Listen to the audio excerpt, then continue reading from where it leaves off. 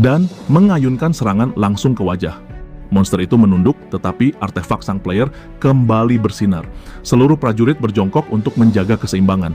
Hyun-wook bertumpu pada kakinya ketika Seon-ha meraih tangannya. Seon-ha menatapnya dan berkata bahwa dirinya telah menambahkan sedikit mana kepada Hyun-wook. Seon-ha lalu bertanya, apakah Hyun-wook yakin bisa menghadapi semua itu karena kini tubuhnya memerlukan perhatian medis. Hyun-wook menyeringai dan meminta wanita itu untuk tidak khawatir, sebab ia tak berniat menggunakan tubuhnya, melainkan hanya menggunakan senjata. Ia melepaskan tangannya dari genggaman Seon-ha yang memandang ke arah Hyun-wook yang melompat turun, sementara Min-hye bertanya apa yang sedang ia lakukan. Tae-san tersenyum lebar sambil terus bertarung melawan sang monster. Dengan cepat, ia melancarkan serangkaian serangan ke arah lawannya. Laba-laba itu menjerit ketika sebagian armornya pecah dan dari celahnya muncul percikan api. Tae-san terkejut saat pecahan armor meledak dari dada sang monster beserta darah yang menyembur deras. Ia pun mundur dan menghentikan kemampuannya. Kemudian sebuah notifikasi muncul yang menginformasikan mengenai kemampuan bernama Metal Cutting, yakni kemampuan yang menghabiskan mana untuk menghancurkan sejumlah logam. Dengan jumlah mana yang digunakan tergantung pada banyaknya logam, dan tertulis 13 mana tersisa di bawah. Hyun-wook berdiri di samping Tae-san dan menyaksikan darah mengucur dari tubuh bos monster itu. Tae-san menoleh ke arah sang tokoh utama di sebelahnya dan bertanya dengan nada tak senang apakah dia sudah bosan hidup. Ia mengingatkan semua orang bahwa sebelumnya dirinya telah meminta mereka untuk tetap di tempat. Hyun-wook mempertanyakan apakah semua ini bukanlah kesepakatan yang tidak bermoral, bahkan untuk seorang peringkat S. Tae-san tampak marah, sementara Hyun-wook menjelaskan bahwa Tae-san-lah yang telah ikut campur dalam pertarungan di sini. Tae-san kemudian menyaksikan ketika Hyun-wook mengulurkan tangannya dan mengarahkan pedang ke udara. Tae-san menyeringai dan mengatakan bahwa tanpa dirinya mereka takkan bisa mengalahkan monster itu. Hyun-wook melemparkan belati ke arah musuh dan pria itu pun turut menyerbu maju. Sambil meluruskan lengannya ke depan, MC berteriak bahwa merekalah yang bertahan sampai momen paling berbahaya terlewati. Sementara Tae-san hanya muncul di detik-detik akhir lalu berpura-pura sebagai pahlawan. Hyun-wook menegaskan bahwa ia tidak akan membiarkannya mengambil benda itu. Tae-san melesat maju untuk mencoba melampaui laju belati yang telah lebih dulu terbang ke arah musuh. Ia menganga karena terkejut oleh sorotan mata si monster yang tertuju padanya. Kemudian melangkah mendekati monster itu dan mengayunkan senjatanya. Hyun-wook membengkokkan dua jarinya yang memercikan kilatan mana. Belatinya menembus tubuh musuh, sementara serangan dari Tae-san menghantam moncongnya. Kedua serangan itu meninggalkan bekas luka di tubuh laba-laba itu. Tae-san melompat mundur ketika ledakan besar terlihat di depan. Hyun-wook segera menutup wajahnya dengan lengan untuk melindungi diri dari hempasan angin dan batu-batu yang berterbangan. Sebuah jendela sistem muncul di atas bola hitam penghalang yang mulai menghilang, yang bertuliskan, Anda telah mengalahkan bos monster dan stasiun dibebaskan dari segala pembatasan. Seseorang berkata bahwa musuh telah dikalahkan dalam waktu kurang dari 5 menit setelah kemunculan Raja Han Tae-san. Bola hitam itu lenyap sehingga memperlihatkan bangunan yang telah hancur. Seorang jurnalis menyatakan bahwa stasiun Seoul berakhir mengenaskan dan tak ada jaminan para warga sipil berhasil selamat. Tiba-tiba, kerumunan orang berhamburan keluar ke jalan. Seorang bong gadis membuka tangannya lebar-lebar sambil berlari memeluk ibunya. Dia memegang bahu sang ibu dengan cemas dan bertanya, apakah semuanya baik-baik saja? Sang ibu membalas pelukan putrinya dengan meletakkan tangan di punggungnya sambil menutup mata dan meminta maaf karena telah membuatnya khawatir dan berkata dirinya selamat. Air mata menetes di pipi wanita itu saat mereka saling berpelukan erat di depan stasiun yang hancur. Seorang news anchor melaporkan bahwa sebuah keajaiban telah terjadi, seluruh orang di stasiun Seoul berhasil selamat. Notifikasi sistem muncul yang menyatakan bahwa Hyun-wook telah membunuh bos monster dan berhasil selamat dari unlucky event yang mematikan. Di situ juga tertulis bahwa hadiah akan diberikan kepada mereka yang selamat dari unlucky event tersebut dengan peringkat yang akan ditentukan berdasarkan jumlah kontribusi pada event itu yang akan digunakan sebagai pertimbangan pendapatan hadiah. Tae-san dengan ekspresi muram menatap notifikasi sistemnya yang tertulis bahwa dirinya menempati juara kedua dan akan menerima hadiah karena telah membantu mengalahkan bos monster. Sebilah pedang bercahaya menancap di tubuh monster yang terkapar. Lalu muncul sebuah notifikasi mengenai 24% energi misterius memenuhi Cloud Sword. Selain itu tertulis juara 1 karena berhasil mengalahkan bos monster. Hyun-wook memegang sebuah liontin besar di telapak tangannya. Sebuah pesan muncul mengucapkan selamat karena telah memperoleh Mananan Maclear Secret Shield, yakni item bergrade hero. Item tersebut mampu meningkatkan pertahanan selama pertempuran. Selain itu, item itu memiliki fitur spesial berupa ruang penyimpanan alternatif dan dapat disimpan secara rahasia. Hyun-wook menyeringai merasa puas karena telah melindungi stasiun Seoul sekaligus memperoleh apa yang ia inginkan. Tae-san menundukkan kepala sambil berbicara dengan nada mengancam. Ia meminta penjelasan. Hyun-wook terkejut dan dengan cepat memasukkan item liontin itu ke mulutnya untuk menyerapnya sebelum diambil orang lain. Tae-san mendekat dari belakang dan bertanya di mana hadiah miliknya. Hyun-wook mengerutkan alis dan menjawab dengan kesal bahwa dirinya dan rekan-rekannya lah yang menghentikan gelombang kedua tadi dan mengalahkan bos, bukan Tae-san, dan mendapatkan posisi kedua sudah cukup baginya. Namun Tae-san membentak karena merasa Hyun-wook tidak mengerti cara sistem bekerja.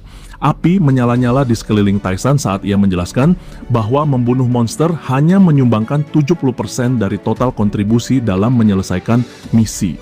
Itu berarti siapa yang menyerang lebih dulu tidaklah relevan, karena dirinya memiliki kontribusi yang jauh lebih besar.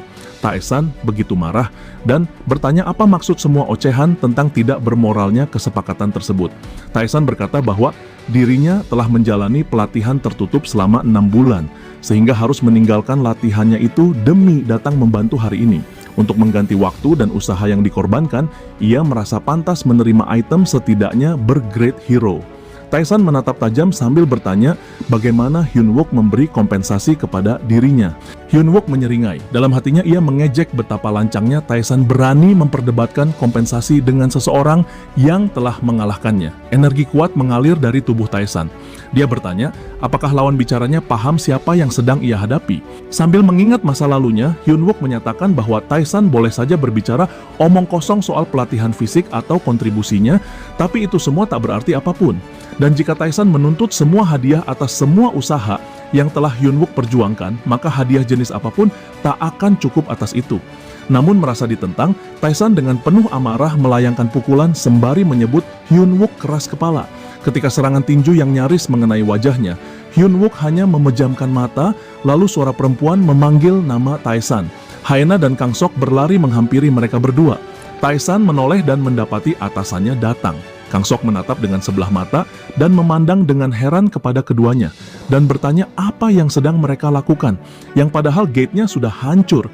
Hyun-wook hanya tersenyum dan menyadari bahwa sekarang adalah waktu yang tepat. Hyun-wook dengan berpura-pura menggenggam tangan Tae-san dan mengucapkan bahwa pria itu telah bekerja keras dan merupakan kehormatan bisa bertemu player seperti dirinya. Dia seketika berbalik dan berkata dirinya harus pergi lalu meninggalkan Tae-san yang terdiam. Hyun-wook melewati Yuhaina lalu berhenti di depan komandannya dan melapor bahwa kondisinya baik-baik saja. Tae-san berteriak dengan masih menantang Hyun-wook tetapi Haena menghentikannya. Wanita itu keheranan dan berkata dirinya tidak tahu apa yang sedang terjadi, tetapi yang pasti seluruh negeri sedang menyaksikan mereka. Sebuah helikopter dengan kamera terbang di atas stasiun Seoul yang sudah hancur. Perempuan itu memandang Tae-san dan berkata bahwa jika dia membuat keributan, maka tak akan ada yang bisa menutupinya. Tae-san tampak begitu kesal.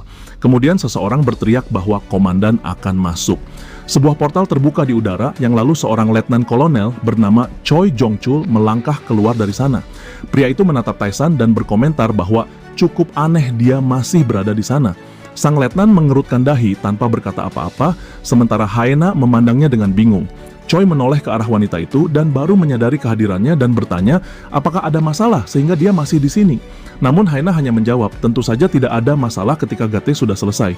Choi menyipitkan mata dan tersenyum dan menyindir bahwa selama Blue Flower ada, pasti tak akan ada masalah. Haena hanya tersenyum kaku, menyadari betapa liciknya orang tua itu. Kang Sok mengangkat tangan ke pelipisnya dan memberi hormat kepada sang letnan. Kepada Tae-san, Haena lalu bertanya, kenapa stasiun Seoul berada dalam kondisi seburuk ini? Padahal tugasnya adalah membersihkan gate dan mencegah kerusakan akibat gelombang kedua. Dan tingkat kemampuannya seharusnya cukup untuk menangani situasi itu tanpa kerusakan. Tae-san berbalik dan berseru bahwa bukan dirinya yang menghancurkan stasiun, lagi pula dirinya juga bukan orang pertama yang datang ke sini. Haena membelalakan mata sambil menanyakan ulang mengenai bukan orang yang pertama itu. Ditambah, Tae-san juga telah memenuhi semua syarat. Dia menatap wanita itu dengan marah dan memperingatkan bahwa Haena harus memenuhi janjinya. Tae-san melompat dan melesat pergi. Tangan Haina di depan wajah menahan terpaan angin, bergumam, apakah benar jika Tyson yang berperingkat S tidak berhasil meraih juara 1 di misi Unlucky Event berlevel 15 itu, lalu siapa yang menjadi juara 1? Haina menoleh ketika seseorang berteriak tidak masuk akal. Hyun-wook memalingkan pandangan ketika Letnan Choi berkata bahwa catatan militer menyatakan Hyun-wook hanya bisa mengendalikan logam seberat 300 gram. Tetapi berdasarkan laporan saat ini, logam yang dikendalikannya selama misi adalah puluhan kali lipat. Dengan penasaran, Haina menatap pria berambut biru di hadapan Letnan Choi.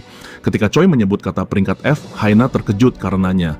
Choi tersenyum dan mengajak Hyun-wook berjalan bersamanya dan menyatakan bahwa ini mulai menarik. Haina pun memegangi kepalanya sambil menggumamkan kepalanya yang sakit karena memikirkan apa yang sebenarnya terjadi. Di tempat lain, Hyun-wook berjalan di sebelah sang letnan yang mengambang sambil mencuri-curi pandang padanya. Dalam hatinya, Hyun-wook menyadari bahwa ia harus segera pergi dari sini karena Letnan Kolonel Choi Jong-chul bukanlah orang yang bisa diremehkan. Berkat kekuatannya, pria tua itu bahkan mendapatkan reputasi sebagai senjata nuklir taktis dan juga dikenal sebagai sosok yang sangat cerdas, yang bahkan Necromancer sendiri sangat takut dan telah beberapa kali mencoba membunuhnya. Letnan Choi bertanya kepada Hyun-wook apakah dia ingin melaporkan bagian yang tidak disebutkan. Hyun-wook berhenti dan berbalik, lalu berdiri tegak dengan posisi kaki rapat. Dan dengan tatapan serius, dia menduga bahwa sang jenderal mulai curiga karena tindak tanduknya yang aneh dan tidak sesuai dengan catatan kemampuan resminya. Hyun-wook memandang pria tua itu dan menjelaskan bahwa belum lama ini saat ia berhasil mengalahkan monster elit keduanya, kemampuan miliknya tiba-tiba melonjak seiring dengan munculnya pesan achievement bertuliskan The Rebellion of the Foolish. Dia juga menjelaskan jika sebelumnya mereka sempat membicarakan batas kontrol sebesar 300 gram. Tetapi kini ia mampu mengendalikan sekitar 17 kg dan bahkan memperoleh beberapa kemampuan baru. Letnan Choi berpikir mengenai achievement yang memang tidak seumum quest. Dalam hatinya, Hyun-wook kembali menyadari bahwa di dunia ini tak boleh mengetahui bahwa pemain peringkat F bisa menjadi lebih kuat. Letnan Choi tersenyum yang menganggap achievement adalah cerita yang mempunyai cukup kemungkinan. Namun, Hyun-wook justru memalingkan wajah karena merasa tidak nyaman. Letnan Choi lalu menatap Hyun-wook dan mengatakan bahwa ia tak seharusnya dinilai hanya dari status F-nya. Dari segi kemampuan bertarung, dia sudah setara dengan pemain peringkat C atau bahkan lebih tinggi. Hyun-wook pun terkejut ketika menyadari bahwa letnan itu mungkin tidak ingin mengintai dirinya. Pria tua itu tersenyum kecil dan memuji kerja luar biasa sang sersan, lalu menanyakan apakah ia ingin memilih satu item sebagai hadiah. Saat si letnan menawarkan zirah sihir atau sesuatu yang serupa, Hyun-wook menundukkan kepala karena kebingungan. Namun Hyun-wook menyeringai dan mengatakan bahwa sebenarnya ada satu senjata yang sangat ingin ia dapatkan, tetapi bahkan seorang komandan sekalipun mungkin tak akan bisa memperolehnya. Pria tua itu bertanya, senjata apa yang dimaksud? Hyun-wook menjawab bahwa itu adalah salah satu item dengan grade heroic bernama Fail Not. Mata Letnan Choi membelalak mendengar jawaban itu. Di bawah cahaya dari bangunan stasiun yang porak-poranda, Hyun-wook terlihat berdiri diam. Tawa jenderal pun meledak menggema dengan keras sambil memegangi perutnya. Letnan Choi menepuk ringan dada Hyun-wook dan berujar bahwa mereka akan membicarakan hal itu nanti. Hyun-wook menatap lawan bicaranya dan mengucapkan terima kasih atas tawaran istimewa itu. Sang letnan melambaikan tangan sambil menyeringai, lalu menyebutnya sebagai pemuda yang penuh energi. Hyun-wook merasa bahwa perubahan topik secepat itu memang pantas dilakukan oleh si bunglon tua. Ia pun memalingkan kepala dan bersyukur bahwa semuanya telah selesai dan dirinya bisa kembali bersembunyi dalam bayang-bayang untuk sementara waktu. Beberapa hari kemudian, di brigade ketiga dari batalion pertama muncul notifikasi bahwa Secret Armor of Mana Starver Layer sedang diasimilasi di dalam tungku internal sebesar 150%. Dengan sisa waktu 16 jam, 19 menit, dan 59 detik hingga proses serapan selesai. Hyun-wook berbaring di tempat tidurnya dengan tangan bersandar di belakang kepala sambil berpikir bahwa item bergrade heroic memang memerlukan banyak waktu sampai menyerap dengan sempurna. Tiba-tiba, Jumo membungkuk hormat pada Hyun-wook dan bertanya, apakah sang sersan akan memulai pelatihan? Choi Min-jae, seorang pemain peringkat E dengan spesialisasi pursuer, juga menatap Hyun-wook dan meminta agar pelatihan mereka tidak hanya berfokus pada latihan fisik. Dalam hatinya, Hyun-wook merasa muak dengan mereka semua. Sambil mengangkat kaos dan memperlihatkan perban yang melilit tubuhnya, Hyun-wook pun berkata bahwa dirinya sedang sakit. Namun 3 orang prajurit lainnya berdiri di hadapannya. Mereka adalah Choi Min-young, pemain peringkat E dengan spesialisasi sniper, Kim Yong-jin peringkat E dengan spesialisasi shaman, dan Park Song-mo peringkat E dengan spesialisasi rogue. Ketiganya bersikeras bahwa mereka akan melakukan apapun yang diperintahkan asalkan sang sersan bersedia memimpin mereka. Setelah berbagai kejadian yang terjadi sebelumnya, Hyun-wook akhirnya memperoleh sesuatu yang lebih besar, yakni berupa kepercayaan. Saat pintu terbuka, semua orang menoleh untuk melihat siapa yang datang. Seorang prajurit bernama Ah Min-tae, seorang tanker berperingkat D, memberi hormat dan melapor bahwa ia telah menerima perintah untuk kembali bergabung ke regu pendukung dari rumah sakit militer. Hyun-wook segera bangkit dari tempat tidur dan melangkah ke arah pintu. Dia tersadar, meskipun hadiah di masa depan memang penting, tetapi kini sesuatu yang lebih krusial tampak lebih penting di sekitarnya. Hyun-wook memeluk Min-tae dan mengucapkan terima kasih. Pemuda itu tampak bingung dan bertanya alasan di balik ucapan tersebut. Dalam hatinya, Hyun-wook menjawab bahwa itu karena Min-tae telah kembali dengan selamat. Namun dalam ucapannya dia hanya berterima kasih karena telah datang tepat waktu untuk pelatihan. Min-tae tampak malu dan bergumam bahwa ia tidak tahu soal pelatihan tersebut. Hyun-wook memutuskan bahwa selama berada di tengah orang-orang seperti mereka, dirinya akan selalu punya seseorang yang bisa dipercayai untuk menjaga punggungnya. Dengan penuh semangat, Hyun-wook merangkul Min-tae sambil menuju lapangan latihan bersama para prajurit lainnya.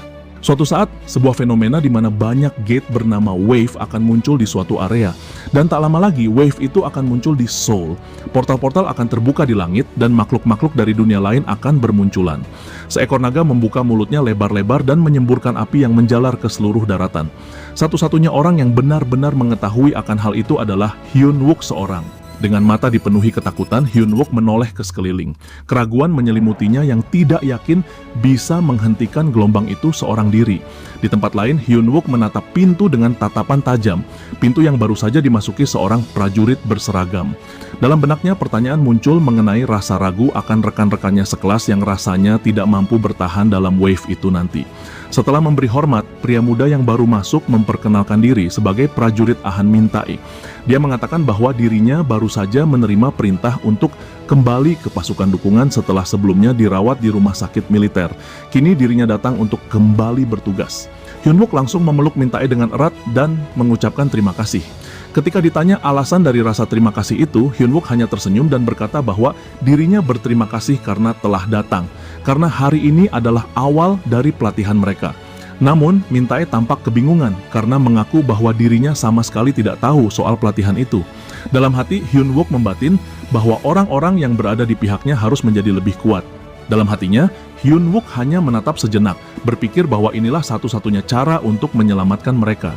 Junmo membuka mulut lebar-lebar dan berteriak kepada sersan, menyatakan bahwa orang dengan peringkat C ke bawah dilarang menggunakan pusat pelatihan. Jadi, orang biasa seperti mereka tidak seharusnya berlatih di sana. Namun Hyun-wook langsung mencengkeram leher pria itu dan berkata bahwa merekalah yang meminta pelatihan sungguhan. Dengan wajah meringis kesakitan, Junmo bersikeras bahwa ini bukanlah cara yang benar untuk memulainya. Hyun-wook menatap ke depan dengan penuh kemarahan. Junmo jatuh ke tanah, sementara Hyun-wook berkata bahwa mereka semua pernah selamat dari Unclucky Event. Lalu mengapa sekarang mereka merasa terintimidasi? Bukankah semua telah berhasil menaikkan level mereka? Kali ini Junmo menunduk dan berkata bahwa mereka hanyalah para pendukung di garis belakang. Mereka seharusnya bisa menangani semuanya sendiri. Hyun-wook mengernyit dan menyatakan bahwa kali ini dialah yang akan menjadi pendukung mereka. Hyun-wook pun tersenyum dan bertanya dengan lirih, apakah itu benar? Pintu masuk ditandai dengan sebuah tanda yang membuat semua orang yang melihatnya ketakutan. Meski ragu, mereka tetap masuk sambil menutupi diri dengan tangan. Pemimpin mereka, Hyun-wook, bertanya dengan nada tajam mengapa mereka bersikap seperti itu, lalu segera memberi perintah untuk masuk lebih cepat. Dia tersenyum sinis dan mengunci pintu dari luar. Mereka yang ada di dalam tampak bingung, lalu diikuti teriakan panik dan ketakutan yang mulai terdengar dari dalam. Hyun-wook hanya menyeringai dan berkata bahwa inilah saatnya pelatihan dimulai. Sinar matahari menyoroti pusat pelatihan itu dengan terik. Di tempat lain dari kejauhan, tampak dua wanita sedang memperhatikan Hyun-wook. Dengan nada berbisik, salah satu dari mereka berkata bahwa Hyun-wook adalah seorang sersan. Wanita satunya lagi bertanya siapa maksudnya. Si pertama menjawab bahwa itu adalah prajurit peringkat F yang dulu memimpin operasi blokade dalam Unlucky Event. Gadis berambut merah itu menatap punggung tokoh utama dan mengira bahwa orang seperti itu bertubuh besar dan kekar. Namun kenyataannya jauh dari bayangannya. Sementara itu, Hyun-wook sedang menatap etalase toko, berpikir bagaimana caranya menyemangati rekan-rekannya yang sedang berlatih. Dia menggaruk telinganya, tidak paham mengapa telinganya terasa gatal. Seorang wanita berambut merah berdiri di depan sekelompok orang berseragam dan memerintahkan mereka untuk membeli sesuatu bagi semua orang. Salah satu dari mereka langsung menjawab, "Siap, Bu."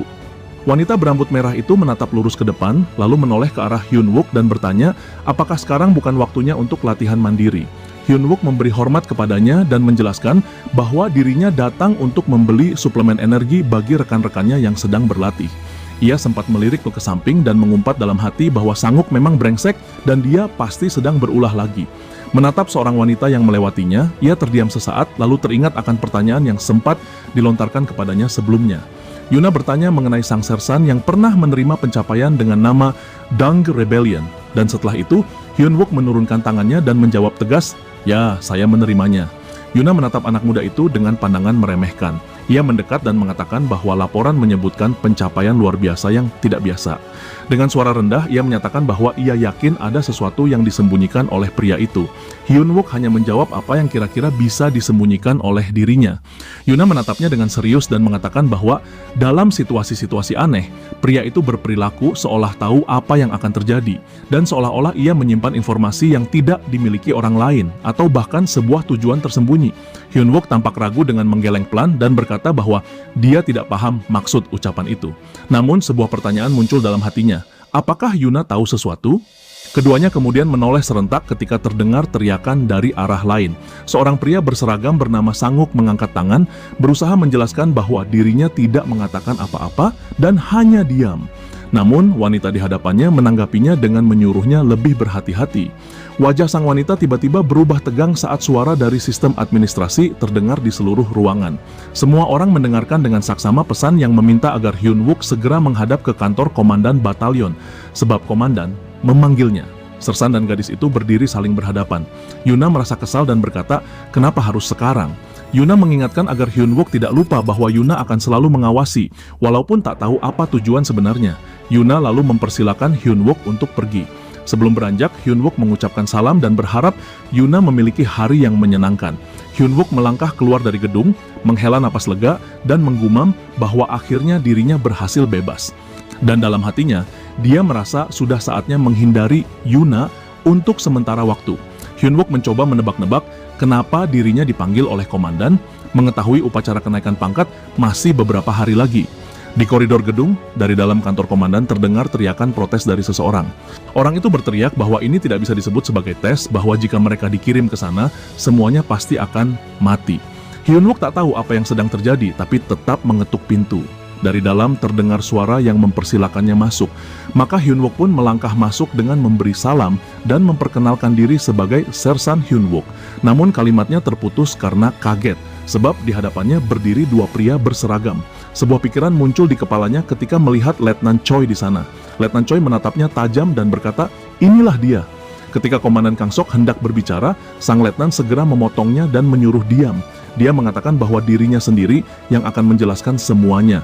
Dengan wajah serius dan mata terbuka lebar, Letnan Choi menjelaskan bahwa beberapa hari lalu sebuah gate merah muncul di wilayah Shinrim dengan pasukan Guild Blue Flower yang memiliki hak atas raid pada gate itu.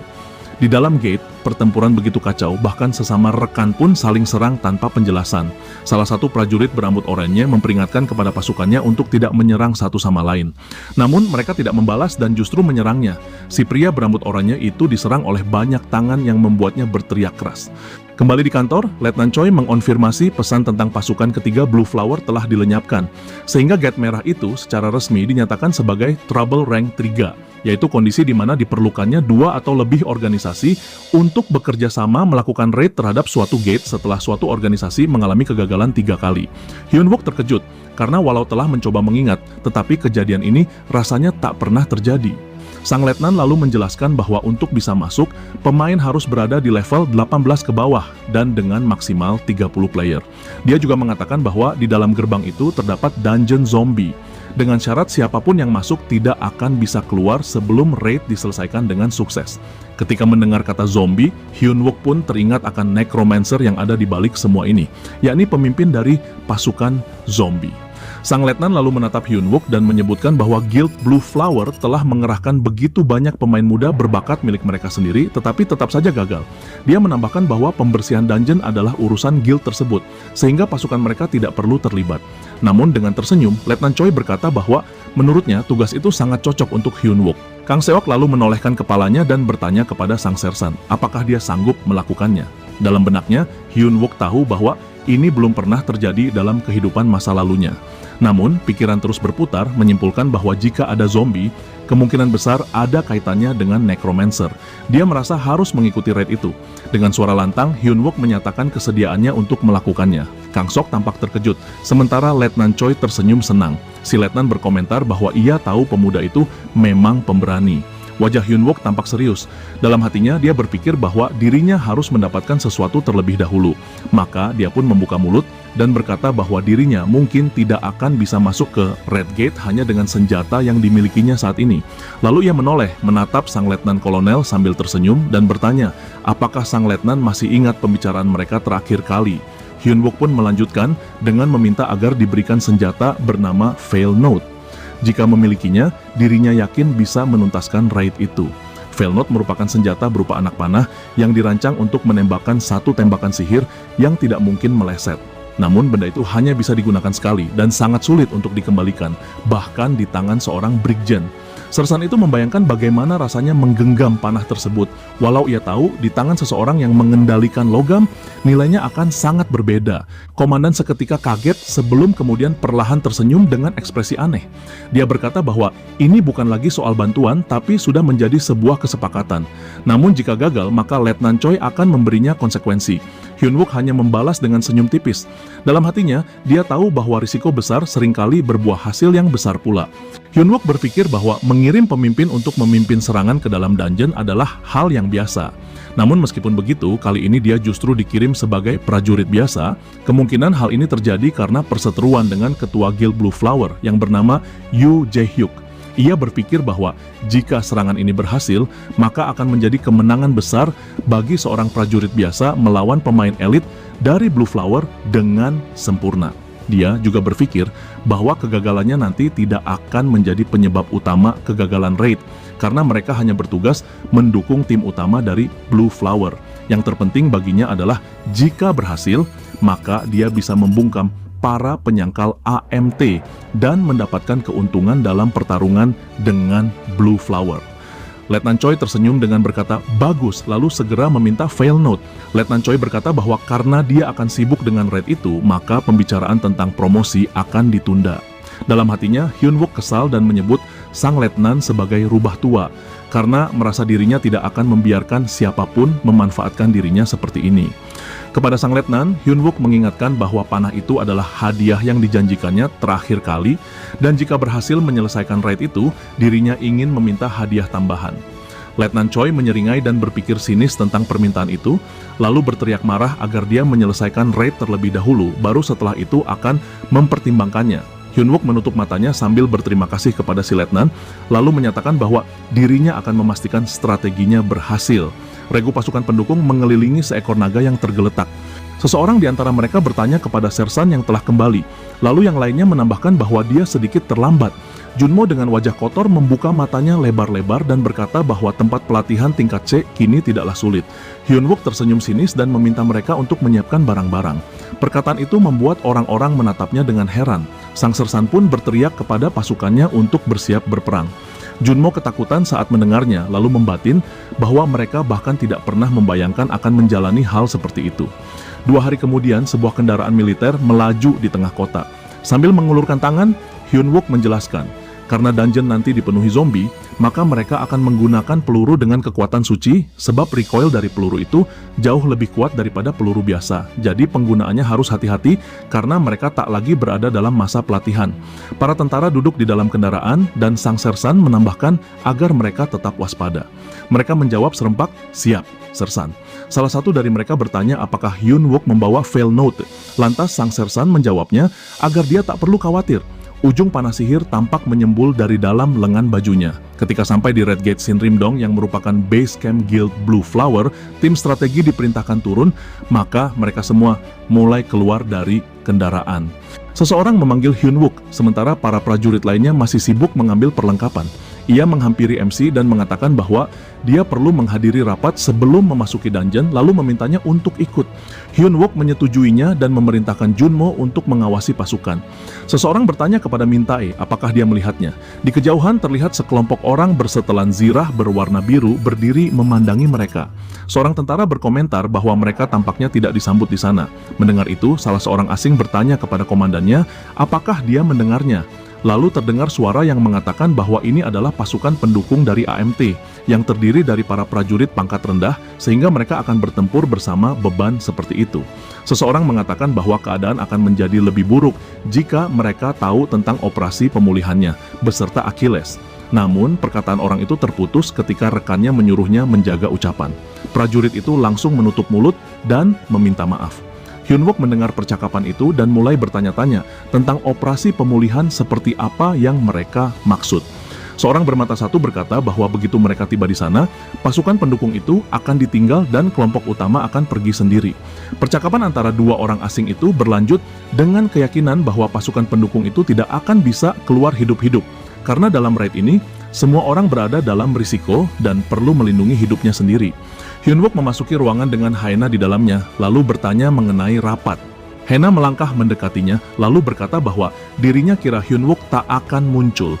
Ia berkata mengenai Hyun Wook yang menyembunyikan peringkat F-nya dan mendapatkan kartu namanya terakhir kali. Namun Hyun Wook hanya menjawab bahwa dirinya tak terlalu memperhatikan hal itu. Sementara dalam hatinya, dia berpikir bahwa ketidakmampuan wanita itu dalam mendeteksi peringkatnya dan memberikan kartu nama telah menjadi beban besar baginya. Namun pikirannya segera terputus ketika wanita itu menyela dan mengatakan bahwa untuk misi kali ini, Hyun Wook dan pasukannya hanya akan menjadi penyusup yang harus berjauhan dengan Guild Blue Flower saat memasuki gate nanti. Rupanya, Haena memanggilnya hanya untuk mengatakan hal itu. Hyun Wook akhirnya mengerti alasan Blue Flower mengizinkan bantuan dari prajurit biasa. Namun, dia ragu mengenai sikap pasukan itu. Tapi Hyun Wook balik menyanggah. Ia bertanya mengenai hak timnya untuk ikut menyerbu gate layaknya pasukan Blue Flower. Haena menanggapi dengan bertanya, apakah itu berarti Hyun Wook berniat melawan bos monster. Wanita itu tahu jika Hyun Wook memiliki kemampuan tinggi untuk seorang berpangkat F, tapi belum sempat ia melanjutkan, Hyun Wook menyela dan bertanya, kenapa tidak? Apakah kau takut kami berhasil? Gadis itu hanya tersenyum lalu tertawa meremehkan bahwa keberuntungan Hyun Wook kali ini tidak akan berhasil seperti keberuntungannya di stasiun Seoul. Hyun Wook mendekati Haena lalu berkata bahwa kejadian di stasiun Seoul bukanlah sebuah keberuntungan. Haena menatapnya dengan tatapan sinis dan menanyakan apakah Hyun Wook sudah bosan hidup. Maka dia menyuruh pasukan Hyun Wook maju lebih dulu kalau begitu. Namun, kemudian Haena berubah pikiran dan berkata bahwa itu tidak bisa. Dia membalikkan badan dan berkata bahwa 3 dari 100 dari pendatang terbaik ikut serta dalam raid ini, sehingga sebaiknya Hyun Wook tidak ikut campur dan menjauh saja. Hyun Wook tertegun, pikirannya menolak kenyataan bahwa Haena tak menanggapi provokasinya. Hyun Wook terdiam, mengingat bahwa dirinya pernah mendengar tentang operasi pemulihan dan ada sesuatu yang tersembunyi dalam raid ini, sesuatu yang belum dirinya ketahui. Hyun Wook pun memanggil wanita itu dengan menyebutnya sebagai Komandan Yu, tetapi wanita itu segera membalik badan dan mengoreksi namanya Catherine. Hyun Wook menawarkan wanita itu sebuah taruhan. Hyun Wook berkata bahwa jika pasukannya berhasil membunuh bos monster lebih dulu daripada Blue Flower, maka Haena perlu memberikan segala hal yang ia minta. Namun jika gagal, maka nyawanya akan menjadi milik wanita itu. Haena menatapnya lalu berkata bahwa dia setuju. Dalam hatinya, Hyun Wook menyadari bahwa meskipun belum tahu apa yang Catherine sembunyikan, jika memang ada sesuatu di balik gate itu, maka ia harus mendapatkannya. Di depan gate terdengar teriakan bahwa Guild Blue Flower akan masuk lebih dulu, sehingga pasukan itu perlu bersiap-siap dengan membentuk barisan. Komando diberikan, perisai diangkat, dan para prajurit langsung bersiap. Salah satu dari mereka berkata bahwa mereka harus meninggalkan area masuk sebelum para prajurit tiba. Jadi mereka harus siap untuk lari. Pemimpin Regu menyerukan bahwa Guild Blue Flower telah masuk dan pasukan serbu AMT akan menyusul dalam 3 menit. Sersan Hyun-wook bertanya kepada Min-tae apakah dia gugup, tetapi Min-tae menjawab bahwa semuanya baik-baik saja. Hyun-wook yang berdiri di atas tangga memberikan instruksi agar semua fokus dan berlaku seperti pada saat pelatihan. Dia juga mengingatkan mereka untuk mengatur napas. Para prajurit mematuhi perintah sang sersan dengan penuh semangat. Seorang prajurit mengangkat perisainya ketika tiba-tiba terdengar teriakan bahwa AMT akan masuk. Pasukan pun melangkah masuk ke wilayah gate merah. Satu prajurit memejamkan mata sejenak dan saat membukanya kembali, wajahnya tampak terkejut. Di depan mereka berdiri makhluk serupa manusia yang menarik dan memakan tangan seorang prajurit Blue Flower yang berteriak kesakitan, tetapi mulutnya tertutup. Pertempuran begitu kacau, teriakan minta tolong terdengar di mana-mana. Salah satu anggota Blue Flower melihat komandannya yang terluka dan memanggilnya dengan panik. Namun sang komandan dengan tiba-tiba memakan tubuh rekannya itu, sementara dirinya tertembus pedang. Dengan jempolnya, Hyun-wook mengisyaratkan pasukan pendukungnya untuk segera berjalan mengikutinya.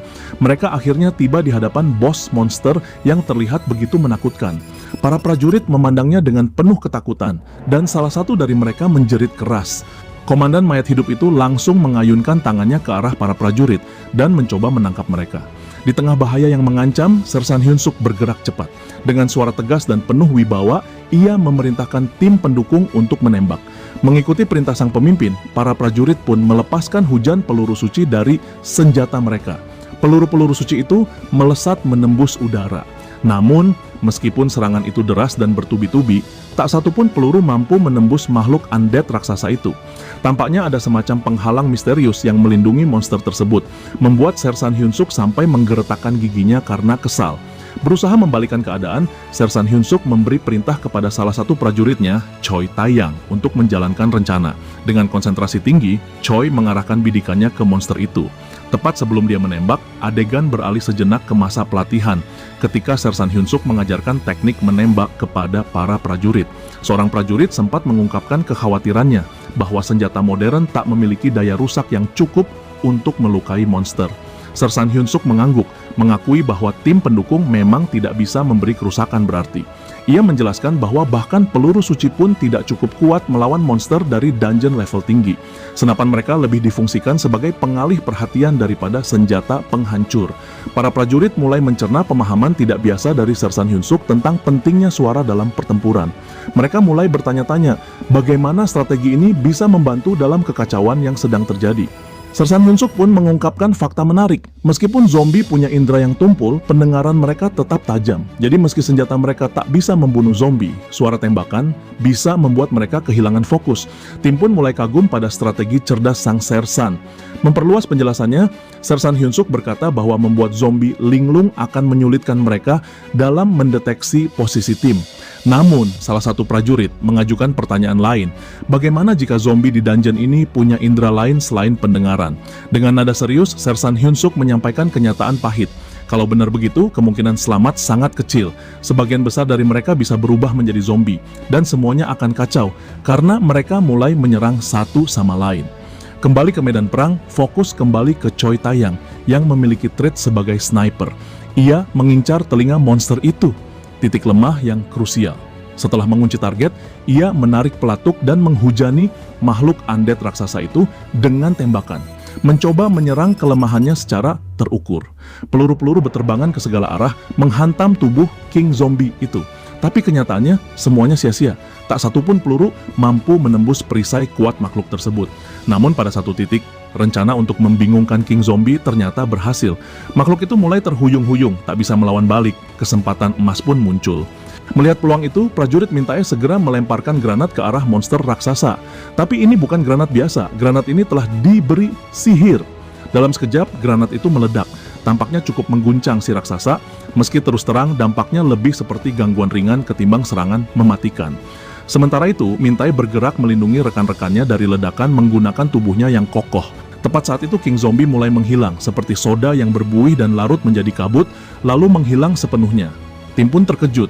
Saat mereka menoleh ke belakang, King Zombie muncul lagi, tepat di belakang mereka. Tapi kali ini dia tidak sendirian. ia membawa pasukan mengerikan.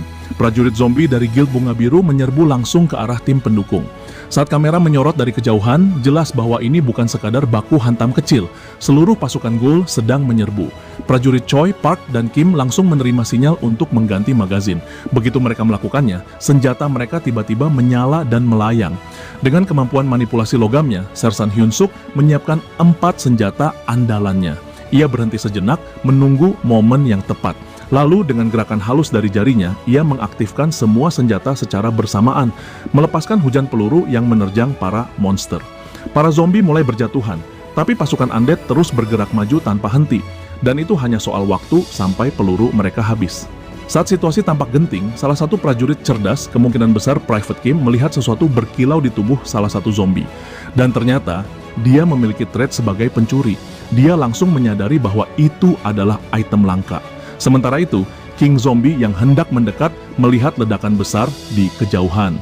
Sekarang kita melihat Sersan Hyun Suk yang dengan kemampuan manipulasi logamnya, dengan santai membuat granat melayang dan meledakkannya. King Zombie tampaknya sudah benar-benar muak dengan para prajurit yang terus mengganggunya. Ia meraung frustasi, melepaskan gelombang energi gelap ke segala arah. Kita lalu berpindah fokus ke regu pendukung. Tampaknya semua pasukan undead telah dikalahkan, dan satu-satunya yang masih berdiri adalah Kopral Hyun Suk dengan senjata apungnya. Regu akhirnya bisa menarik napas sebentar. Seorang prajurit sambil mengelus kakinya yang nyeri, merasa krisis sudah lewat. Prajurit lain mengangguk, merasakan hal yang sama, lega. Tapi Kopral Hyun Suk belum siap untuk santai. Ia punya firasat buruk. Memang mereka mengikuti rencana dan berhasil menghindari bahaya. Tapi pertanyaan besar masih mengganggu pikirannya. Kenapa jumlah zombie tidak sebanyak yang diperkirakan? Dan kenapa nama bos di jendela notifikasi malah terlihat rusak? Kopral Hyun Suk segera mengumpulkan regu dan memperingatkan mereka untuk tetap waspada. Ancaman belum sepenuhnya hilang. Ia pun memutuskan sudah waktunya mereka pergi dari sana. Sementara itu, di puncak gunung terdekat, seorang figur berwibawa sedang mengamati gerak-gerik regu pendukung. Terlihat bahwa seekor ular raksasa melingkar santai di sekeliling sosok itu.